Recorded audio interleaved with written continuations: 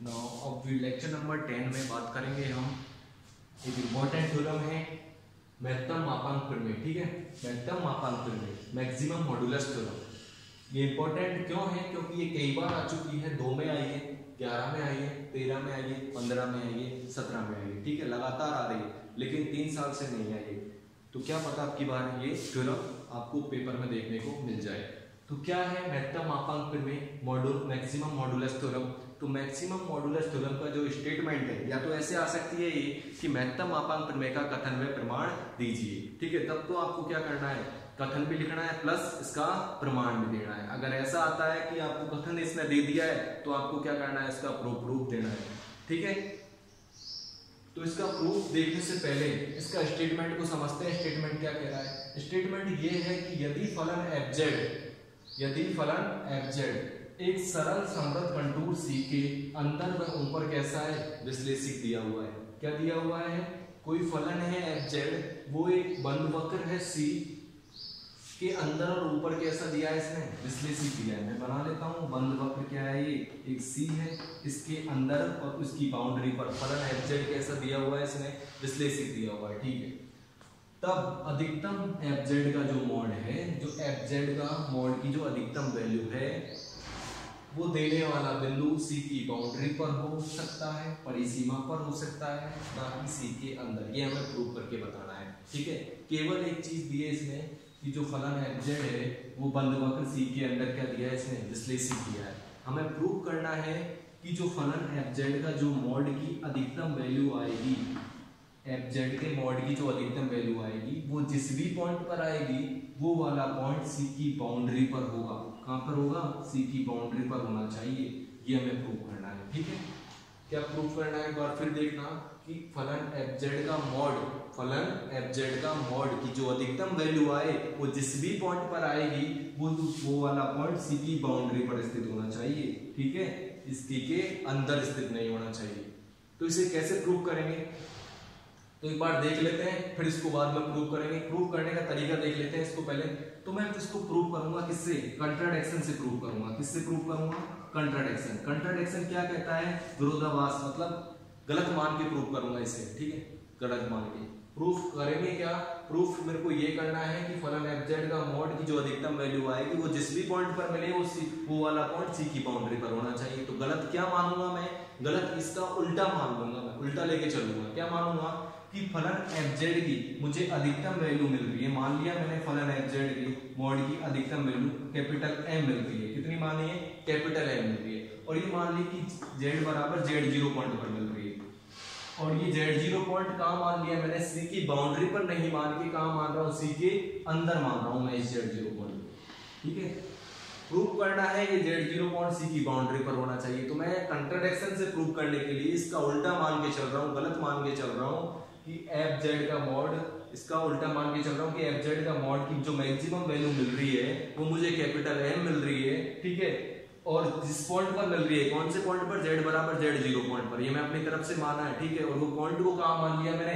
C के अंदर मान लिया, C के अंदर मान लिया। ठीक है, अब देखना उसके पश्चात जो ये पॉइंट माना है मैंने z0, ठीक है, ये z0 पॉइंट, इसको केंद्र मानते हुए इसके C के अंदर मैं एक सर्किल बना रहा हूं। क्या किया मैंने? इस z0 को केंद्र मानते हुए C के अंदर एक सर्किल बनाया और इस सर्किल को नाम दिया मैंने गामा सर्किल। कौन सा सर्किल? गामा सर्किल, जिसकी रेडियस मान ली कितनी? Small r। अगर मैं इस गामा सर्किल का इक्वेशन लिखना चाहूं तो क्या लिखूंगा? गामा सर्किल का इक्वेशन हो जाएगा z माइनस z0 बराबर r। ठीक है, जो पॉइंट माना था मैंने C के अंदर, उसको केंद्र मानते हुए एक स्मॉल r त्रिज्या का एक सर्किल बनाया और उस सर्किल को नाम दिया गामा। इस प्रकार बनाया कि वो C को बिल्कुल भी टच नहीं करता है, बिल्कुल भी परिच्छेद नहीं करता है। उसके बाद में देखना जो ये फलन है कैपिटल fz की जो अधिकतम वैल्यू आई है, कितनी आई है? कैपिटल M आई है। किस पॉइंट पे आई है? z बराबर z0 पॉइंट पे आई है। ये z0 पॉइंट कहाँ है भाई?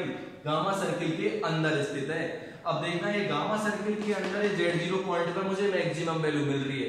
तो गामा सर्किल के अंदर तो बहुत सारे पॉइंट भी होंगे।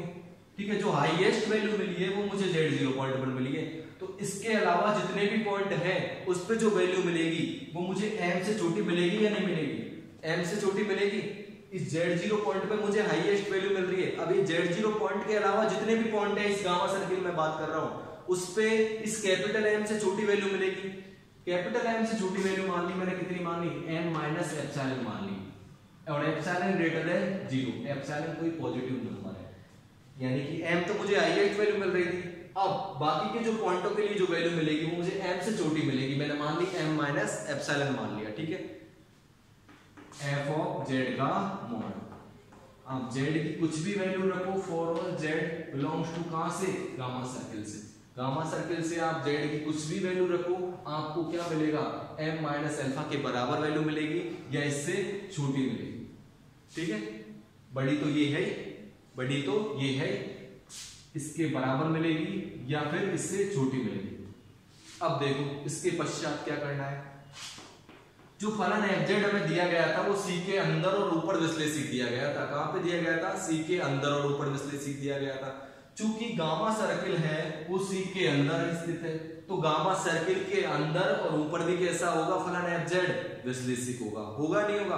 गामा सर्किल c के अंदर स्थित है तो गामा सर्किल के अंदर और ऊपर विश्लेषित होगा, तो फलन fz गामा सर्किल के अंदर और ऊपर कैसा है, विश्लेषित है, ठीक है। और Z0 पॉइंट इस गामा सर्किल के अंदर स्थित है, Z0 पॉइंट इस गामा सर्किल के अंदर स्थित है। अगर मैं इस Z0 पॉइंट के लिए गामा सर्किल में क्या लगाऊं, कोसी समाकल फॉर्मूला लगाऊं, कोसी समाकल सूत्र लगाऊं, तो क्या बनेगा कोसी समाकल सूत्र f Z0 पॉइंट के लिए, तो ये आएगा f Z0 बराबर 1/2 पाई आयोटा इंटीग्रेशन गामा की जगह c की जगह क्या आएगा, यहाँ पर गामा आएगा, क्योंकि सर्किल कौन सा है, गामा है, ठीक है। f of z upon z minus Z0 और dz। इसको सॉल्व करेंगे, इसको सॉल्व करेंगे तो कितना आएगा, इसको सॉल्व करेंगे, इसको सॉल्व करने पर हमें जो वैल्यू मिलेगी वो वैल्यू इस प्रकार का आएगी, m less than equal to m minus epsilon आएगा। क्या आएगा, m less than equal to m minus epsilon आएगा। और ये क्या आ रहा है, इसको सॉल्व करने पर ये आ रहा है कि m छोटी आ रही है संख्या किससे, m माइनस एप्सिलॉन से। ऐसा तो हमने बिल्कुल नहीं माना था, क्या माना था, m तो बिल्कुल बड़ी संख्या मानी थी, सबसे बड़ी संख्या, ठीक है। अब ये तो यहाँ पर क्या आ रहा है, इस m माइनस एप्सिलॉन से छोटी आ रही है। क्यों आ रही है, क्योंकि कंट्राडिक्शन में हमने क्या मान लिया था, गलत मान लिया था। क्या माना था कंट्राडिक्शन में, कंट्राडिक्शन में ये माना था कि फलन fz का जो मॉड है उसकी जो वैल्यू मैक्सिमम वैल्यू आएगी वो जिस भी पॉइंट पर आएगी वो c के अंदर मान लिया था मैंने। एक्चुअली में ये पॉइंट कहां स्थित होगा, c की बाउंड्री पर स्थित होगा, ठीक है। ये गलत क्यों आया, क्योंकि मैंने गलत माना इसलिए गलत आया। तो ठीक है, सही क्या है, सही ये है कि फलन fz का जो भी, फलन fz के मॉड की जो भी वैल्यू मिलेगी मुझे मैक्सिमम वैल्यू जिस भी पॉइंट पर मिलेगी वो वाला पॉइंट c की बाउंड्री पर स्थित होगा, ठीक है। ये रहेगा इसको करने का तरीका। आई होप समझ में आया होगा। अब इसे लिखेंगे कैसे वो देखना है। जो चीज दी है उसको लिखेंगे सबसे पहले। इंपॉर्टेंट थ्योरम है, काफी इंपॉर्टेंट थ्योरम है, कई बार आ चुकी है ये। तो फलन सबसे पहले समृद्ध कंटूर C के अंदर विश्लेषित दिया हुआ है, तो पहले इसको लिखते हैं। तो लिखेंगे माना फलन fz, माना फलन fz सरल समृद्ध कंटूर, सरल समृद्ध कंटूर C के अंदर तथा ऊपर विश्लेषित है।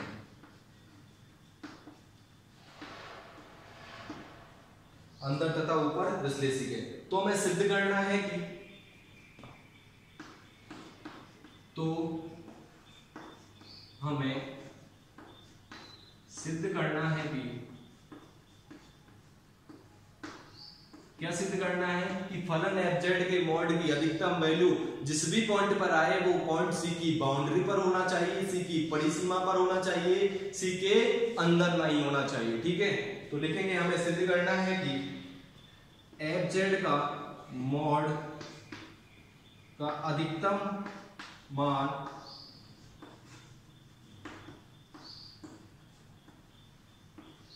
अधिकतम मान कैपिटल एम, कितना माना है मैंने, कैपिटल एम। सी की परिसीमा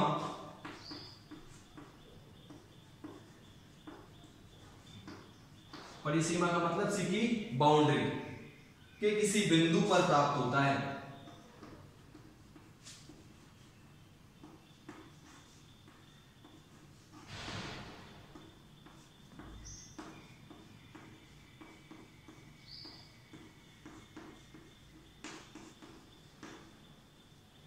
ना कि सी के अंदर।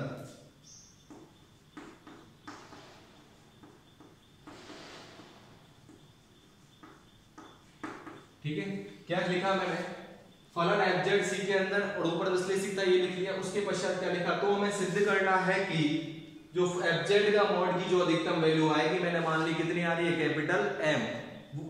ठीक है, अब वो जिस भी पॉइंट पर मिल रही है वो सी की बाउंड्री पर होना चाहिए, सी के अंदर नहीं होना चाहिए। ठीक है, उसके पश्चात अब हम सिद्ध करेंगे कि सिद्ध क्या करना है, यही सिद्ध करना है कि पॉइंट कहां पर आना चाहिए, सी की बाउंड्री पर आना चाहिए। सिद्ध कैसे करना है ये देखना है। सिद्ध से किससे करेंगे, कंट्राडिक्शन से करेंगे। किससे करेंगे, कंट्राडिक्शन। कंट्राडिक्शन में क्या मानेंगे, उल्टा मान लेंगे कि जो फलन एफजेड के मॉड की जो अधिकतम वैल्यू हमें प्राप्त हो रही है, जिस भी पॉइंट पर प्राप्त हो रही है, वो सी की बाउंड्री पर नहीं होके किस पे है, सी के अंदर स्थित है। ठीक है, तो लिखेंगे, इसे हम विरोधाभास से सिद्ध करेंगे। इसे हम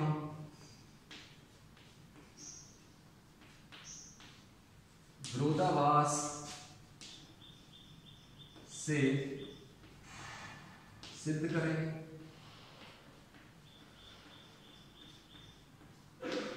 ठीक है, विरोधाभास से सिद्ध करेंगे। विरोधाभास में क्या करना है, यदि संभव हो तो माना कि, उल्टा मानना है, यदि संभव हो तो माना कि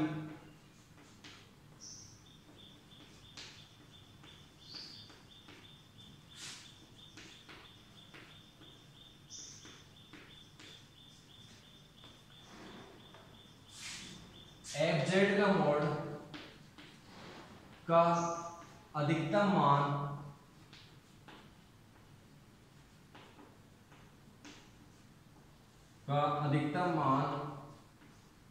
एफजेड के मॉड का अधिकतम मान सी की बाउंड्री पर नहीं होके क्या मानना है, सी के अंदर मानना है। एम कैपिटल एम कंटूर सी की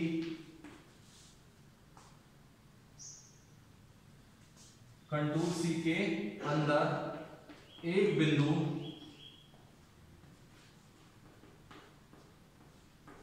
Z0 पर प्राप्त होता है। सी के अंदर एक बिंदु Z0 पर प्राप्त होता है। ठीक है, इसका मैंने क्या किया, उल्टा मान लिया। बाउंड्री पर प्रूव करना है, मैंने कहा मान लिया, सी के अंदर मान लिया। ठीक है, तो देखो, अतः जो फलन एफजेड का जो मॉड है वो किस पॉइंट पर मिल रहा है, मुझे Z0 पॉइंट पर मिल रहा है। तो यहाँ पर Z की जगह पर क्या रखेंगे, Z0 रखेंगे। और कितना मिल रहा है, कैपिटल M मिल रहा है। कितना मिल रहा है, कैपिटल M मिल रहा है। इसको नाम देंगे इक्वेशन नंबर फर्स्ट। इसमें डायग्राम बना लेना है।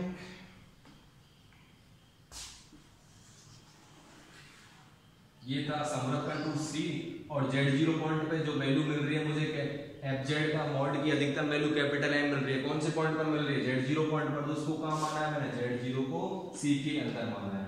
अब मैं Z0 को केंद्र मानते हुए एक सर्किल बना रहा हूं।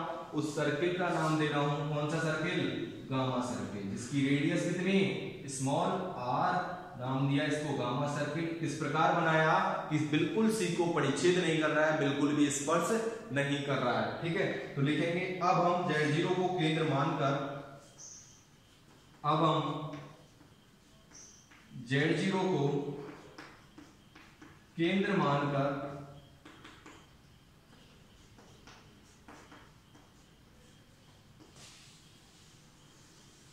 Z0 को केंद्र मानकर एक वृत्त गामा बनाते हैं।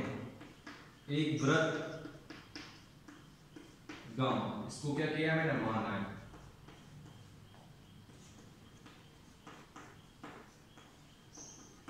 ठीक है, क्या बनाया, एक सर्किल बनाया जो कि सी के अंदर स्थित है।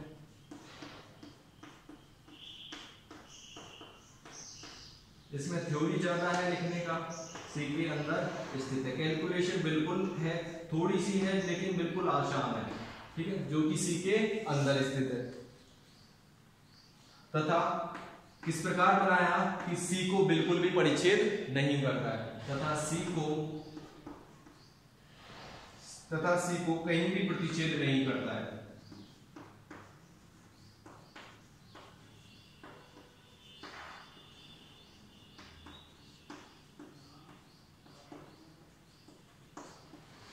तथा सी को बिल्कुल परिच्छेद नहीं करता है। तो गामा सर्किल का अगर समीकरण लिखना चाहूं तो कितना आएगा, अतः जो गामा सर्किल का समीकरण आएगा वो आएगा z माइनस Z0, रेडियस कितनी है इसकी, स्मॉल r है, ठीक है। क्या बताया था इससे आगे ये बताया था कि Z0 पॉइंट कहाँ है भाई, गामा सर्किल के अंदर है, और Z0 पॉइंट पर हमें फलन की जो मैक्सिमम वैल्यू है मिल रही है, Z0 पॉइंट पर मिल रही है। अब इस गामा सर्किल के अंदर तो Z0 के अलावा बहुत सारे पॉइंट होंगे, उसके लिए भी वैल्यू मिलेगी, लेकिन जो Z0 के पॉइंट पे मिल रही है उससे छोटी मिलेगी। तो उससे छोटी मैं उन पॉइंटों के लिए कितना मान लेता हूँ, m माइनस एप्सिलॉन मान लेता हूँ, और एप्सिलॉन क्या है यहाँ पर, ग्रेटर देन 0 है, ठीक है। तो लिखेंगे यहाँ पर चूंकि जो कैपिटल FZ, जो FZ का मॉड का अधिकतम मान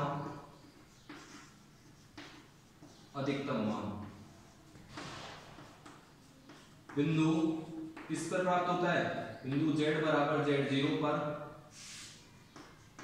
प्राप्त होता है, जो कि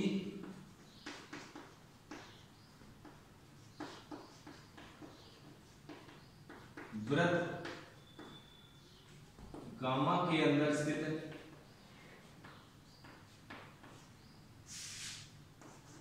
वृत्त गामा के अंदर स्थित है, ठीक है। अब बाकी पॉइंट भी स्थित है वृत्त गामा के अंदर, तो सर्किल जो गामा है इसके अंदर बाकी जो पॉइंट है उनके लिए जो वैल्यू आएगी FZ के मॉड की, वो इस जो Z0 पॉइंट पे आ रही है उससे छोटी आएगी।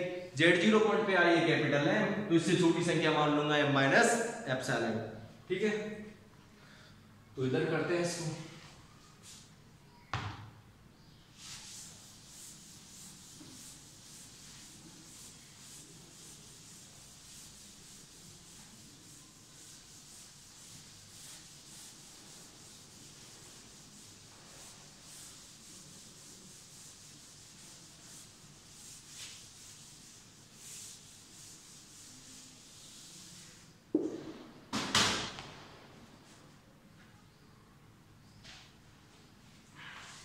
तो देखो जो बाकी के जो पॉइंट है उनके लिए अगर मैं इस FZ का मॉड की वैल्यू लिखना चाहूं तो m से छोटी आएगी। तो देखना, अतः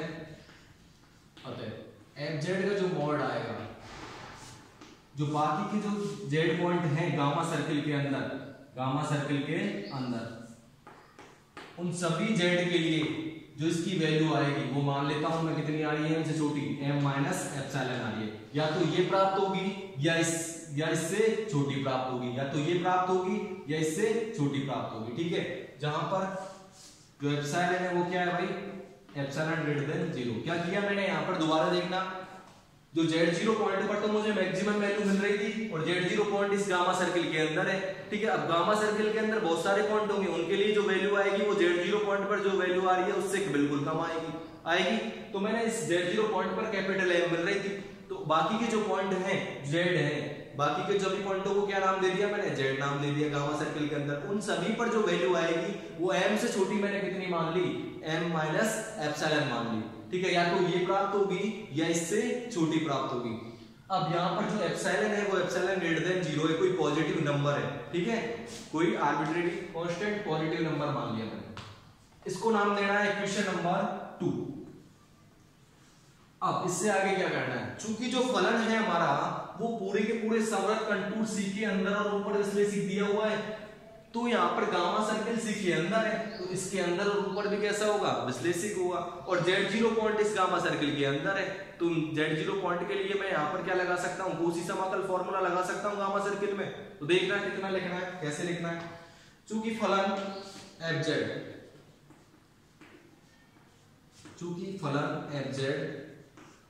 संवृत कंटूर सी के अंदर तथा ऊपर विश्लेषित है। संवृत,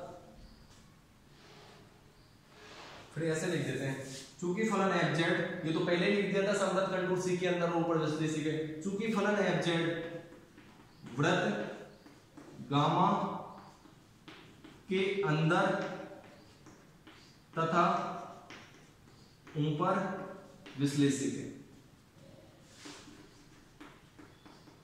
ठीक है, क्यों है इसका रीजन, पहले ही जो थ्योरम शुरू की थी वही मान लिया था मैंने कि फलन एफ जेड सी के अंदर और ऊपर विश्लेषित है, इसलिए इसके अंदर और ऊपर विश्लेषित होगा। तथा Z0 बिंदु गामा वृत्त गामा के अंदर स्थित है, वृत्त गामा के अंदर स्थित है। तो यहां पर मैं क्या लगा सकता हूं, कोसी समाकल सूत्र लगा सकता हूं, तब Z0 पॉइंट के लिए, तब कोसी समाकल सूत्र से, कोसी समाकल सूत्र से। अब ये Z0 पॉइंट के लिए कोसी समाकल सूत्र क्या होगा भाई, Z0 पॉइंट के लिए जो कोसी समाकल सूत्र होगा वो होगा f ऑफ Z0 बराबर 1/2 पाई आयोटा इंटीग्रेशन, अब सी नहीं आएगा, किस सर्किल में क्लियर कर रहे हैं अपन, gamma circle, F Z upon Z minus Z0 और ये इधर आ जाएगा dz। ठीक है, अब देखना मैं दोनों पक्षों में मोड ले रहा हूं, क्या ले रहा हूं, मोड ले रहा हूं, तो कितना आएगा यहाँ पे, इधर तो आ जाएगा एफ जेड 0 का मोड, इधर आएगा 1/2 पाई iota integration gamma F of Z upon Z minus Z0 और dz। ठीक है, मैंने बताया था जब मोड इंटीग्रेशन के अंदर जाता है तो साइन चेंज हो जाता है, किसका आ जाता है, लेस देन इक्वल टू का आ जाता है। तो ये आएगा एफ ऑफ Z0 का mod less than equal to 1/2 pi, और आयोटा का मॉड कितना होता है 1 इंटीग्रेशन गामा, इधर लिखेंगे एफ जेड का mod upon Z minus Z0 का मॉड और इधर dz का मॉड। ठीक है, अब यहाँ पर वैल्यू रखेंगे इसकी, किसकी वैल्यू रखनी है, एफ जेड 0 की वैल्यू हमारे पास में equation number first, F Z की वैल्यू है इक्वेशन नंबर सेकंड, और जेड माइनस Z0 ये सर्किल है कौन सा, गामा। ठीक है, इसकी जो रेडियस है वो कितनी मानिए, स्मॉल r। तो देखो इसकी वैल्यू रखेंगे तो कितना आएगा,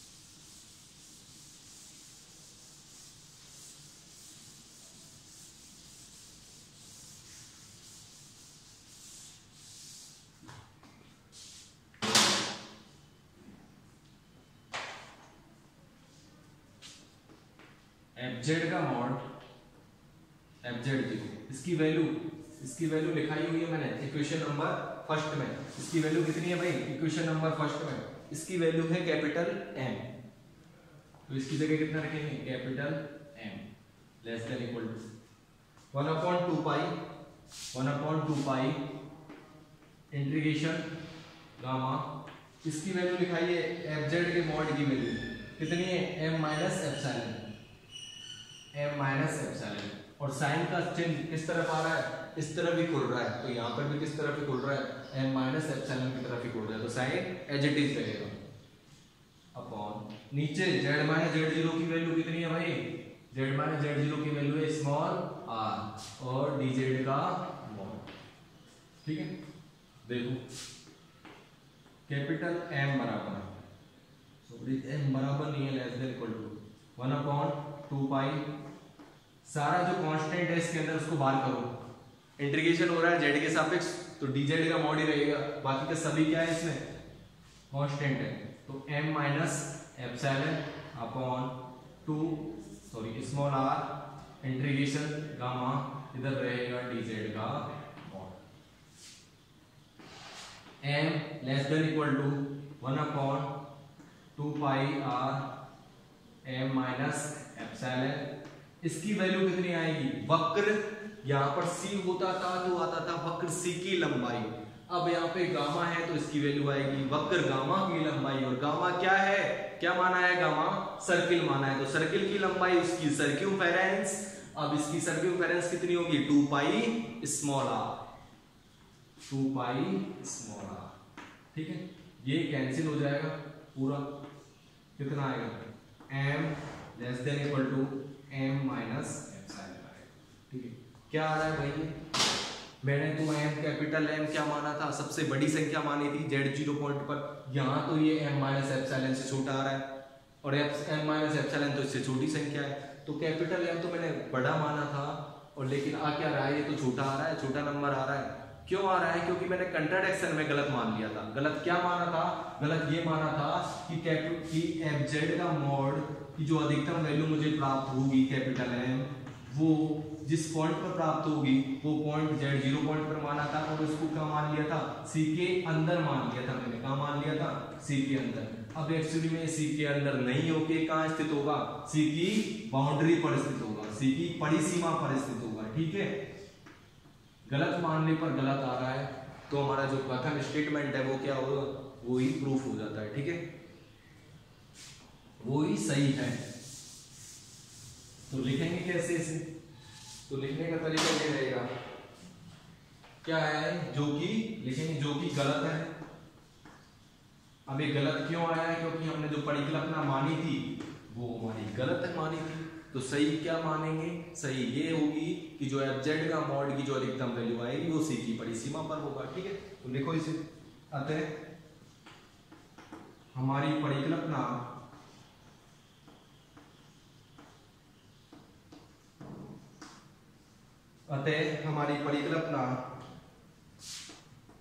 fz का मॉड का अधिकतम मान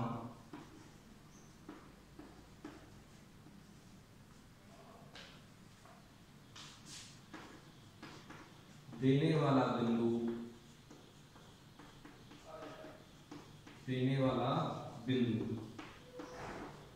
कौन सा था?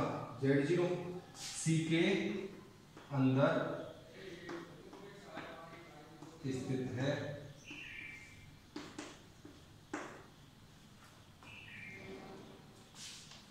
तो देखो ये जो रिजल्ट निकल के आया है ये गलत था, जो कि गलत है। क्यों गलत आया? क्योंकि जो हमारी परिकल्पना थी, क्या थी परिकल्पना? परिकल्पना ये थी, लिखना पड़ेगा यहाँ पे परिकल्पना क्या थी। तो परिकल्पना को लिखा मैंने, क्या थी परिकल्पना? कि fz का मॉड का जो अधिकतम मान है वो देने वाला बिंदु C के अंदर स्थित है। तो ये परिकल्पना भी क्या है हमारी? गलत है, भी गलत है। ठीक है, अतः सही क्या है फिर? अतः अधिकतम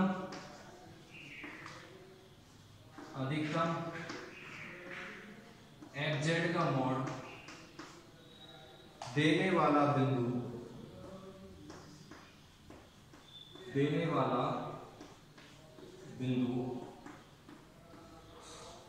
C की परिसीमा पर हो सकता है, C के अंदर नहीं। देने वाला बिंदु C की परिसीमा पर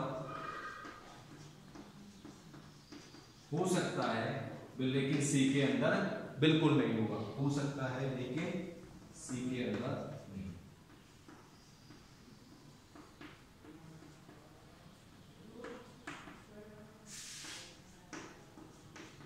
ठीक है, ये हमारा क्या हुआ? थ्योरम प्रूफ हुई।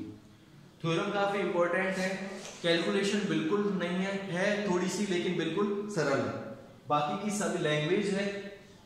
ठीक है, तो लैंग्वेज को आपको लिखना आना चाहिए। कैसे लिखते हैं लैंग्वेज को? ये थी हमारी महत्तम मापांक प्रमेय, काफी इंपॉर्टेंट है, ध्यान से करना इसको। मैंने अच्छे से समझाया है, योग समझ में आई होगी। ठीक है, मिलते हैं नेक्स्ट वीडियो में। Thank you very much.